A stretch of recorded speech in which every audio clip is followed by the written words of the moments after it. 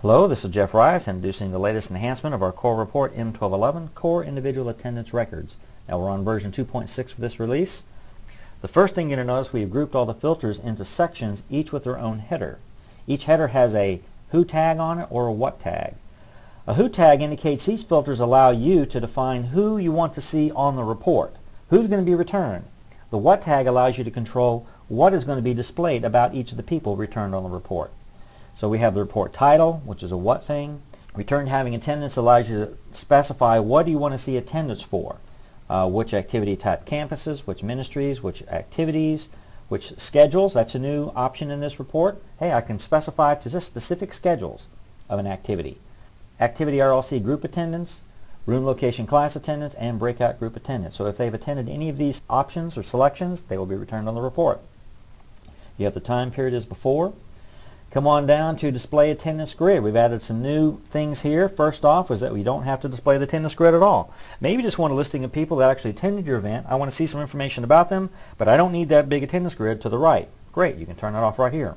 Next are the page break options. We've added do not page break, which allows you to see attendance across multiple activities and multiple ministries all on the same sheet. Before, the minimum we had was page break by activity. Now you can rank them all together on one page. We also added the activity schedule page break. So if I have an activity that's occurring in the spring and the fall, or it's recurring over time, then I can get each one of those schedules on its own page if I need to do that. Then we have activity group we had before. We've also added in activity schedule and room location combination. This allows you to make a true class roster type of output. So for every room, every service time, I want that on its own page. That's what this page break allows you to do. Some very powerful improvements here. Coming on down, we still have the same fields to output in terms of activity, name fields, address, none of that changed. We did add a few options in individual fields to display. We included a tag comment. We had that requested by ticket. Hey, if this person has a tag comment, display that. And lastly is an X checkbox. This would be used if you're trying to use this output of the report as a checkoff roster as people enter the door. And then later you'd go back and do post attendance inside the portal. We've also added attributes to display. So you can choose which attributes you'd like to see about each person attending your event. So I can choose a group, come down, choose an attribute, and then those attributes then will be displayed on the report. If the person has that attribute, then it's going to display a date underneath the attribute beside the person's name. The date will either be the end date if that exists for the attribute. If there is no end date, it will display the start date for the attribute. If there is no start date, it will display the created date, the date the attribute was created. So depending on what date you're storing, it should automatically give you a date if the person has that attribute. And that's it for the major changes. The rest of the items down here below are exactly the same, except we have put them into sections, each with a who and what tag. Yeah, the rest of this is exactly the same. So let's take a look at some of the output. I want to start off with a classic roster by RLC and schedule. So for every room, every service time, give me a roster of kids, a roster of people. So I come down here. I've chosen select all campuses, children's ministry, Sunday morning, all hours. I have 2 hours here. RLC group, everything, all classes, all attendance ranges. I put in my date range. I'm displaying a by date, and I'm breaking on schedule and RLC. Outputting the staffing job for any teachers and some basic information as well as some attributes. So that output looks like this. We have on the first page, you see, first thing we see, you have lots of sheets down here, so we have one for every class and service time. At the top here we have our header, our user-defined header, plus the dates, the ministry, the schedule, the RLC. You notice we've also included some metrics on this version. We first tell you how many unique individuals we have on this sheet that we're looking at, 65 in total.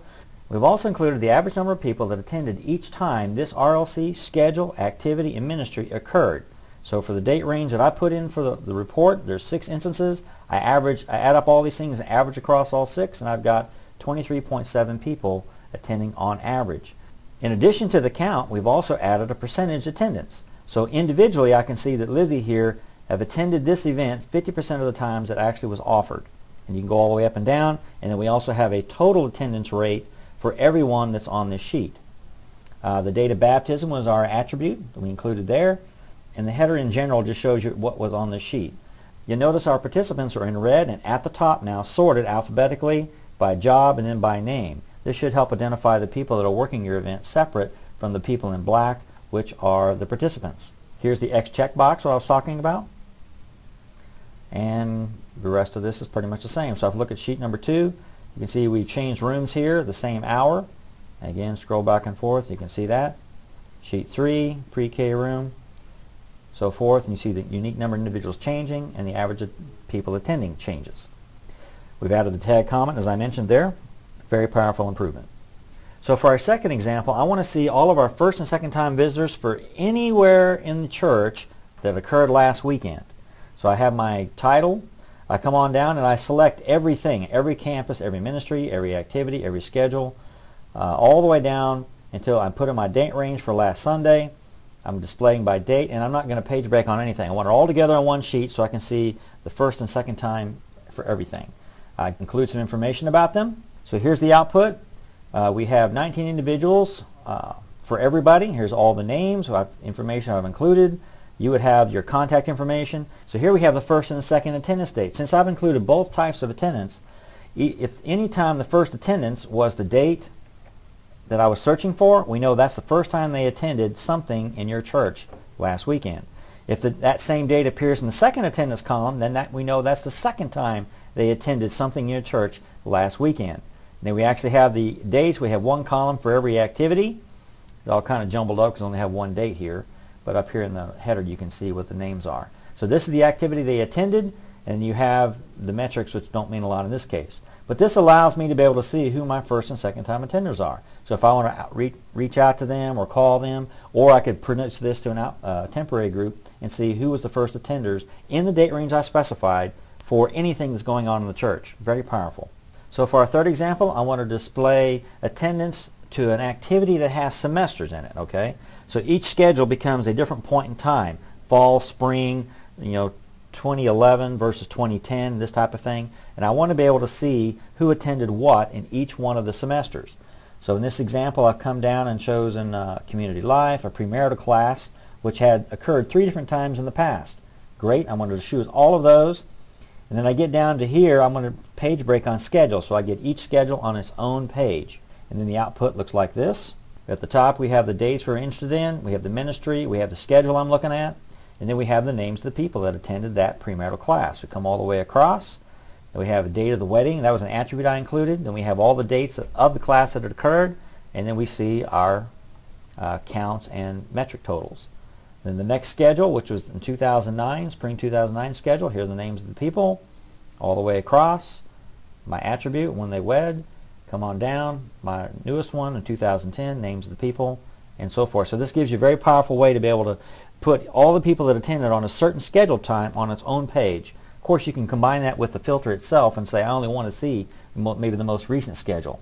For my fourth example, I wanted to be able to show all the people that were serving in a particular event and show some attributes about those people. I don't care about attendance per se. I just want to see that someone actually attended and served, but I don't need to see the grid. So I come down, I said, for my children's ministry on Sunday morning, give me everyone that served in this date range for last weekend, let's say. Don't display the attendance grid, and page break on activity, which I only have the one in this selection, but you could break them up into pages. And then I said, show me some information about them. I chose some attributes to display, and then in my additional filters, I said, only give me the staff and the volunteers. So the output shows me all my workers in red that worked in the children's ministry in this date range, 57 unique individuals. I output some information about them. I show their staffing job all the way up and down. Come all across, and then I have these spiritual gifts things that I'm looking at. So I wanted to see what spiritual gift attributes we have on file for them and what date those were tagged for each one of my workers. Very powerful. And then of course I'm not burdened down with having to have that grid on here. So it gives you a cool way just to say, hey, show me everyone that's working. On the flip side of that, my last example is, hey, just show me the people that attended. I don't need a bunch of information about it. Just show me all the name, address, phone number of the people that attended my event. Great. So I have an attended roster here. I said the men's ministry, men's retreat, show me all the guys that attended that. I came all the way down, selected everything. I said I don't need the grid, but page break on RLC because I have 2 different men's things in these RLCs right here. The Lodge at Buckberry Creek and Windy Gap Retreat Center. Also looks like they had broken up into breakout groups by, I guess, the kind of thing they wanted to engage in on the men's retreat, either fly fishing or golf. And so I displayed that out as a breakout group as the output. So here we have a list of guys. On this date, this ministry, here was the RLC. They went to the Windy Gap Retreat Center. The 91 guys. Came all the way down. Here's the name, contact, address. Real simple. Nothing else. I come all the way down. Here's the ones with the fly fishing and the golf breakouts. Very powerful. Real simple. So I'm hopeful that 1211 will really work for you, even more powerful than it did before. That's the highlights. Try out all the filters on this report to experience the full power of this thing. I welcome any ideas that would increase the value of this report to your team. Just post them to this blog.